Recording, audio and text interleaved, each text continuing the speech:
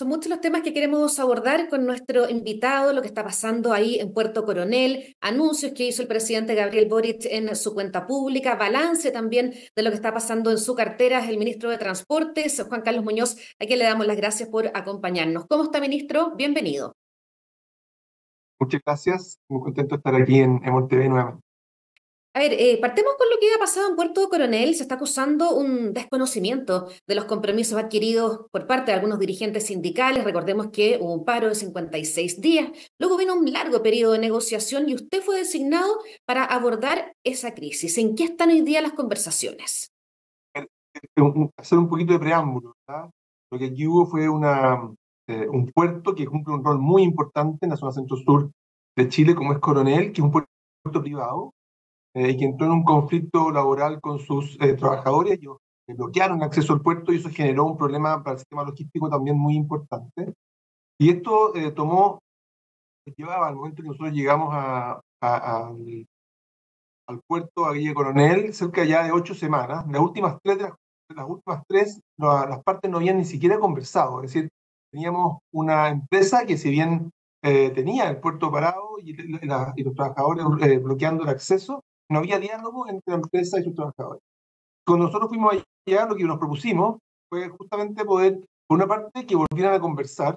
Nos parecía que era la única forma de poder resolver el problema. Recordemos además que a poder seguir trabajando con esos trabajadores. Entonces, era clave que se pudiese resolver el problema dialogando. Segundo, que el puerto pudiese volver a operar. Y cuando llegamos allá, la empresa nos dijo, nosotros no estamos disponibles para conversar si es que el puerto no está operativo. Y los trabajadores nos dijeron, nosotros no estamos disponibles para de sacar el bloqueo si es que no empezamos a conversar. O sea, si nosotros le hacíamos caso a las dos partes, no había forma de avanzar. Lo que hicimos fue convocar a las dos partes al diálogo. Se les convocó y claro, si alguna de ellas no llegaba, tendría que ellos darle las explicaciones al país. Entonces llegaron las dos partes, creo que fue bueno eso, y se permitió de esa manera establecer una estructura de diálogo un poco con la presencia del ministerio, porque la verdad es que esto es un problema de ellos. Nosotros lo que estamos haciendo es ofrecer nuestros buenos oficios para que ese diálogo se pueda llevar de buena manera, ser garantes, y por otro lado también que el puerto empezara a operar de inmediato. Y así fue, nos volvimos de Coronel con el puerto abierto y con el diálogo restablecido, lo que nos dio una gran alegría, porque yo creo que era además lo que las dos partes querían, eso es lo increíble. Y lo que hemos tenido desde entonces hasta la fecha es que el diálogo se ha restablecido, el puerto está operando cada vez con una mayor operación, porque uno se entiende que también que después de 8 semanas de no operación, es difícil poder volver a tener buques que vengan a tomar carga y a dejar carga de Coronel, pero eso está volviendo a ocurrir. Pero también hemos visto que han habido decepciones por parte de algunos trabajadores que sienten que el diálogo no ha sido lo fecundo que ellos quisieran y que los anhelos que tienen no se van cumpliendo, y eso ha generado también algunas Claro, crisis. exactamente. Ahí lo Nosotros que seguimos mirando este diálogo de forma bastante cercana, mm, pretendiendo que el problema lo tienen que resolver ellos. claro, ahí lo que le decía al inicio, estos dirigentes que están, dirigentes sindicales, dicen que aquí hay un desconocimiento de los compromisos adquiridos y que la autoridad no estaría cumpliendo con este rol de garante de las bases de la mesa de diálogo. Yo creo que nosotros hemos seguido cumpliendo, hemos estado presentes con el subsecretario de Transporte y subsecretario de Trabajo, y de alguna manera también con nuestro buen oficio, tratando de acercar a las partes cuando vemos que hay posiciones que no permiten avanzar. Lamentamos que hubo 4 mujeres que se han dispuesto en huelga de hambre, lo que es una medida Sí. bastante extrema, y esperamos que de a poco esto vaya convergiendo hacia un puerto que vuelva a operar de buena forma, en plenitud, con una gran cantidad de puestos de trabajo, entendiendo también el desafío de ir avanzando hacia una mayor eficiencia y mayor productividad. Pero la verdad que también cuando nosotros estuvimos allá observamos que las dos partes, empresa y trabajadores, entendían que habían que hacer algunos ajustes que eran importantes, y por tanto creíamos en ese momento que el diálogo iba a ser fecundo. Y esperamos que finalmente lo sea y que finalmente puedan llegar a una situación en que vuelva a ser, ¿no es cierto? O sea, siga siendo una de las puertas principales de entrada y de salida de nuestro comercio exterior, y al mismo tiempo una fuente de empleo relevante para la comunidad. Sí, ¿usted sigue con este papel o su meta era justamente lograr que ellos conversaran y listo? Nosotros seguimos como garante pero a través de los subsecretarios, el subsecretario de Transporte y de Trabajo. Perfecto. Ahora, yo he seguido vinculado con las distintas partes tratando de aceptar posiciones cuando he visto que mi presencia o mi conversación podría ayudar de alguna manera. Y lo que está pasando ahora, usted nombraba estas trabajadoras eventuales que están en huelga de hambre, estas críticas también de los dirigentes sindicales, ¿podría comprometer la continuidad de la mesa de diálogo? Yo espero que no. Yo creo que lo más importante para poder resolver eso es justamente mantener el diálogo. El problema que tuvieron antes fue justamente ese, que querían resolver un problema laboral, pero sin conversar, lo que los llevó fue a 8 semanas de un conflicto que no tenía avisos de poder resolverse. Entonces, lo más importante es mantener el diálogo, creo yo, mantener los espacios de conversación. Y nosotros también vamos a estar preocupados de estar ahí presentes, tanto con el subsecretario, también gente de mi gabinete está participando activamente en ese espacio, tratando de buscar un encuentro y que el puerto vuelva a operar en forma normal. Diálogo continúa entonces, eso no ha Sí, fracasado. no. Pero vamos a la cuenta pública, varios anuncios que hizo ahí el presidente Gabriel Boric, incorporación de buses eléctricos a más regiones, nuevos recorridos ferroviarios. ¿Qué le parece a usted su balance y cuáles serían las principales metas de aquí al término de esta administración? Es bien emocionante esto porque muestra cómo vamos avanzando en materia de electromovilidad en distintos frentes. Importante decir que estos también son proyectos que son de Estado, es decir, uno va construyendo sobre lo que hicieron las administraciones previas y esperamos también dejarle tarea a los que vengan después. ¿Ah? En materia de buses, Santiago se sigue consolidando como la ciudad con más buses eléctricos del mundo, fuera de China. Son 2.500 y estamos a puertas de una licitación que va a sumar, esperamos, 1.000 buses más. Y hemos ido mostrando en el fondo que operar con buses eléctricos puede ser muy atractivo y muy rentable también para un operador que tiene una mirada un poco más de largo plazo. Y hemos ido llegando con buses eléctricos afuera de Santiago, que es parte de lo que el presidente Boric nos pidió al principio.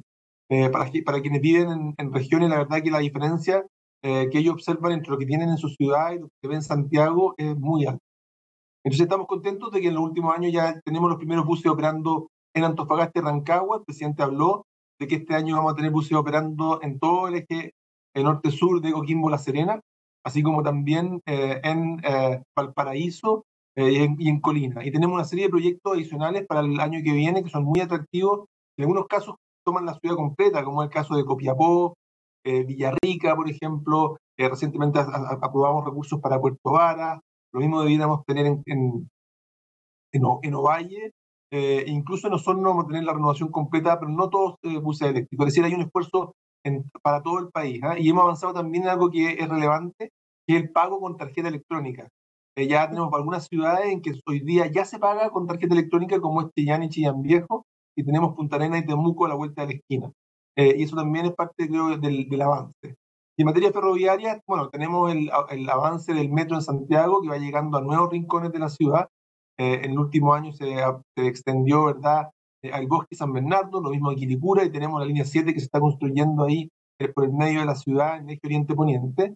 Y estamos avanzando en forma muy acelerada, en mi opinión, con trenes para el país, sobre todo en el tramo entre Valparaíso y la región de los lagos, en que hay una serie de servicios que antes no existían y hoy día ya están operativos y nos tienen como que el año 2023 fue el año que hubo más pasajeros en ferrocarriles en la historia de nuestro país.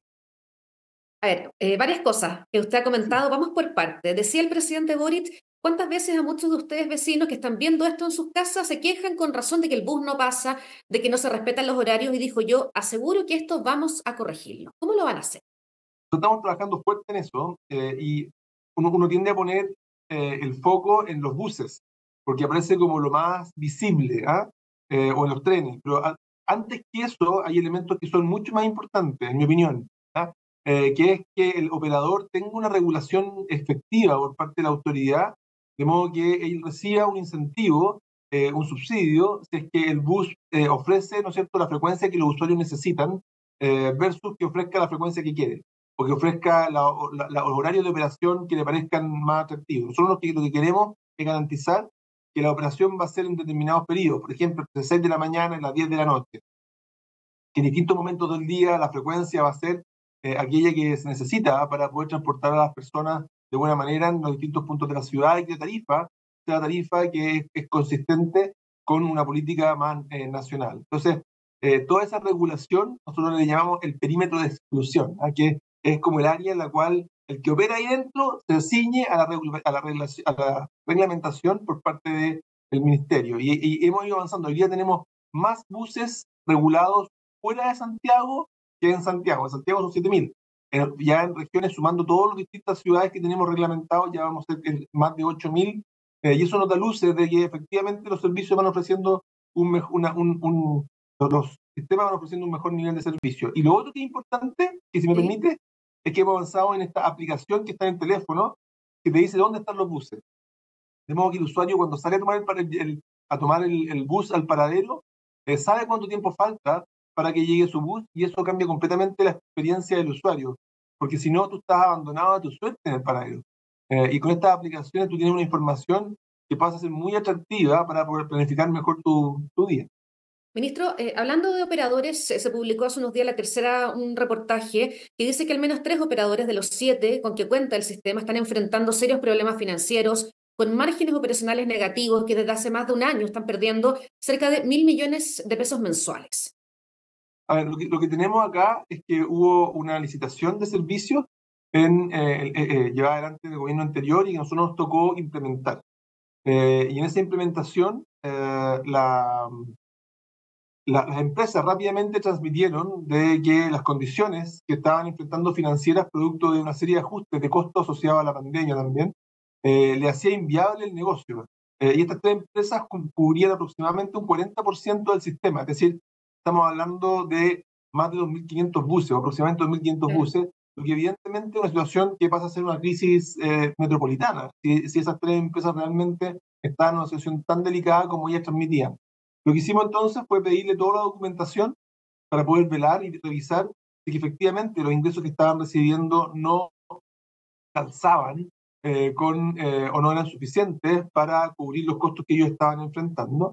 Estructuramos una conversación con ellos también de ir ajustando algunos costos, de ir reconociendo que algunos indicadores de sus contratos, especialmente asociados a costos unitarios, habían cambiado.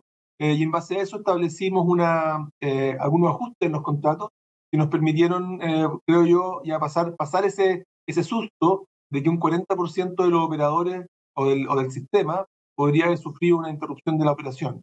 Y nos deja bien ¿Eso queda satisfechos. atrás? Entonces, tras esta intervención que usted está explicando, ese problema Así con los es. 3 operadores queda atrás. Así es, y lo hicimos sin tener que salir a pedir más recursos al país, sino que más bien lo hicimos reasignando y reestructurando y buscando recursos de los subsidios que el país ya le asigna al sistema de transporte público de Santiago. Y bueno, la misma nota apunta que hoy día hay cerca de 500 buses más operando con una demanda de pasajeros que ha caído en 2 millones de personas en los últimos 15 años, optando, por ejemplo, por el metro. Eso no es así. Lo que tenemos es un sistema de transporte público que hoy día tiene la mayor cantidad de pasajeros que tenemos post pandemia y sigue creciendo. El transporte público tiene, por supuesto, una caída respecto de lo que teníamos antes de la pandemia todavía, y eso es un fenómeno mundial. Y Metro no se libra de eso. También Metro antes de la pandemia tenía un uso, en un buen día llegó a transportar 2.900.000 pasajeros, y hoy día está más bien en 2.300.000. Lo que por supuesto es una preocupación, porque significa que también que para la red que tenemos de metro, los ingresos que recibimos son menores que los que teníamos antes, pero seguimos trabajando durísimo para tratar de mejorar ese estándar, sobre todo en un contexto en que más encima vamos expandiendo la red. Es decir, una red que es cada vez más costosa de operar, porque tenemos más kilómetros que servir, y tenemos una demanda que, si bien crece todos los días y va creciendo, y estamos contentos de eso, todavía estamos por debajo de lo que teníamos a principios de 2019. ¿Qué pasa con la evasión, ministro? Que ha sido uno de los grandes temas de los últimos años con la red de transporte. ¿En qué porcentaje está hoy día y cómo la están enfrentando? Bueno, la evasión es tal vez el dolor más importante, en mi opinión, que tiene el sistema de transporte público de Santiago. Tiene unos niveles que son muy altos. La estamos trabajando de múltiples frentes, no solamente a través de la fiscalización sistemática, y hemos estado con los medios de comunicación fiscalizando en distintas partes de la ciudad. Estamos incorporando cada vez más zonas pagas, estos lugares donde la gente paga por entrar al paradero y no por entrar al bus, y de esa manera tú reduces la evasión. Estamos aumentando también las condiciones, los incentivos a los operadores, de modo que cierren la puerta trasera cuando la gente ya dejó de bajar. de modo a impedir que la gente, o evitar que la gente pueda entrar por la puerta trasera. Esto es un problema que es muy importante. Mm. Estamos hablando de que el año pasado, el primer semestre, era como un 46% de la evasión y lo bajamos a un poquito menos de 40% en el segundo semestre. ¿En Pero cuánto está todavía son ahora? cifras, perdón. ¿En cuánto está ahora la No sé, evasión? es que esto lo hacemos al final de año, se emiten los informes. Entonces tenemos el dato de fines del 2023 que denotan de un 40%. Y es muy alto porque y además está distribuido en toda la ciudad, pero hay zonas en las cuales tenemos evasión muy, muy alta y los mecanismos que tenemos para poder abordarlo son los que yo le mencionaba. Estamos haciendo todos Mm. los esfuerzos por seguir reduciéndola, aumentando la fiscalización, con más tecnología, con incentivos, protegiendo también con cabina a los conductores para que se sientan más protegidos en caso de que hubiera un usuario que pudiese ser agresivo. Estamos poniendo una medida que no nos gusta, pero que creemos que es necesaria para esto, son los torniquetes. Los torniquetes lo que logran, ¿verdad?, es reducir la evasión, son bien efectivos, a pesar de que no puedo dejar de reconocer que genera una molestia para algunos usuarios, pero entendemos que el tema de la evasión es prioritario y que tenemos que hacer todo lo posible porque el sistema de transporte público cuente con una tasa de pago lo más alta posible. Claro, y con ese porcentaje de evasión en torno al 40%, se hace bien insostenible la operatividad del sistema sin el aporte estatal, que es lo que se critica justamente desde regiones. O sea, estamos ahora, los subsidios que recibe en transporte público de Santiago tienen un espejo en regiones. No Claro, estamos avanzando en este momento en una ley de subsidio al transporte público que fortalece el uso de los recursos que van a regiones para que vayan al transporte público. Hoy día lo que va a regiones, una parte importante que lo administran los gobiernos regionales, está habilitado que lo pueden disponer en 8 intereses regionales, cuando en realidad creo yo que si es un espejo del sistema de transporte público de Santiago, lo lógico es que vayan destinados a mejorar el transporte público y así lo entienden los parlamentarios de regiones y por eso esta ley de subsidio de transporte público en que esperamos poder garantizar unos recursos para los próximos 8 años en materia de subsidio, tenga un foco específico en ir mejorando lo que las personas en regiones reciben en materia de movilidad. ¿en qué está esa ley, ministro? Eso ha ido avanzando bastante bien, en este momento ya está en ¿Cuándo la, saldría? ¿Cuándo vería la luz? pucha, yo creo que nos falta tanto. Fíjate que ya pasó por la Cámara, primero pasó por la comisión, por la Cámara de Diputados, pasó después al Senado, salimos bastante bien del Senado, pero se le hicieron muchos cambios, entonces tuvimos que volver a la Cámara de Diputados. Yo creo que esta semana que viene seguramente se va a votar ya en la Comisión de Transporte y debiera pasar a sala. Es posible que tenga que ir a una comisión mixta, pero yo espero que de aquí a un par de meses esto ya esté cerrado. Usted nombraba lo del metro, hemos visto a varios alcaldes que dicen, no, quiero que llegue el metro a mi comuna, pero no es gratis, obviamente. O sea, cada kilómetro de metro cuesta $100 millones. Entonces, cuando yo, por ejemplo, decidimos construir una línea como la línea 7, que hoy día se está construyendo entre Renca y Estoril, ahí en Vitacura con Las Condes, ¿verdad?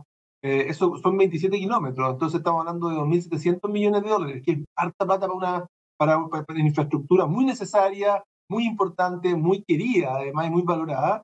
Pero nosotros, además de eso, tenemos dos líneas a continuación. Esta línea 7, ¿verdad?, que tiene estos 26 kilómetros, presenta un 15% de avance. La estamos construyendo además una parte con lo que le llamamos la tuneladora, una máquina de 100 metros de largo, un poco más, que va construyendo el túnel al mismo tiempo que lo va equipando Como de forrando en el infraestructura, fondo, lo va por forrando, así qué buena decirlo, palabra. claro. Sí, es bien notable. Imagínate una máquina casi tan larga como la Torre Entel es alta. Así, ese es el largo que tiene, es bien impresionante. Pero en paralelo también, o a continuación, tenemos que trabajar también con las líneas 9 y 8. La línea 9 es una línea que va desde Calicanto, pasa por Santa Lucía y se va por todo el eje Santa Rosa hasta La Pintana, dobla hacia el oriente, hacia abajo de Mena y termina en el Pase Puente Alto. Y tenemos también la línea 8 que va desde Los Leones, por todo el eje Los Leones, Macul, para después tomar la Florida hasta Puente Alto. Entonces tenemos una carpeta de proyectos de líneas de metro muy importante. Y lo importante acá es que cuando decidimos hacer metro lo hagamos en condiciones de que tengamos tranquilidad y seriedad respecto de que la inversión que vamos a hacer es todo lo rentable que nosotros quisiéramos, en términos sociales me refiero, que se justifique. Y por eso en el Ministerio estamos estudiando distintas alternativas, hay varias, algunas de ellas son las que algunos alcaldes han solicitado, las hemos mirado esas solicitudes con mucha atención, y ¿Qué les esperamos que cuando decimos? tengamos, ¿Qué les dice a esos alcaldes justamente, ministro, que están ahí desesperados porque la línea llegue a sus comunas? por supuesto, primero que nada que tenemos que ser serios respecto de las inversiones. que también tenemos que entender que los recursos son agotados y que tenemos una deuda con regiones muy importante también. Cuando uno mira el tema de transporte público en regiones, yo me siento muy en deuda, me siento más en deuda con regiones que con todas las comunas de Santiago, que yo creo que en Santiago tenemos un buen sistema de transporte público que va a seguir creciendo en materia de metro, va a seguir creciendo en materia de buses eléctricos, y el foco en regiones y algunas ciudades de regiones en las cuales pasa poco. Y ahí es donde yo creo que tenemos que poner principal atención para que esas regiones puedan tener un mejor transporte público, mejor movilidad. Vamos a seguir bien de cerca entonces, ministro, todas estas iniciativas de su cartera y lo que pase con este proyecto ahí en el Congreso. Le damos las gracias por habernos acompañado en esta conversación. Muchas gracias, que esté muy bien. Y ustedes todos invitados a que sigan aquí con nosotros en emol.com.